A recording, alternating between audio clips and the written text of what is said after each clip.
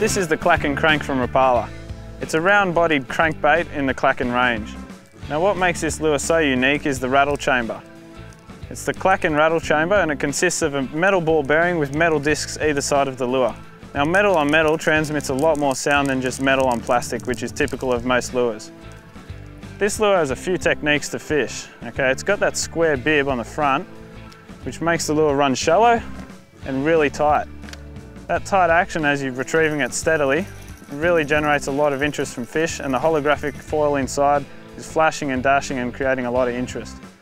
Now every time that bib hits a snag underwater, it's going to hit it, stop and just bounce the lure over the top, so generally you won't snag up. Really good feature. For a more aggressive response and action, you want to use what's called the rip and stop technique. So you just fire off a cast. When that lure hits the water, you just knock it into gear as you normally would and start your retrieve. Then you just impart what's known as the rip and then stop. Every time you rip that metal chamber is going to generate a lot of noise and it's going to draw fish in from a wider angle. On the stop as well, generally the fish are going to hit and that's when you get your hook up. And that's the best way to fish your Clackin crank. I'd recommend that you check this lure out.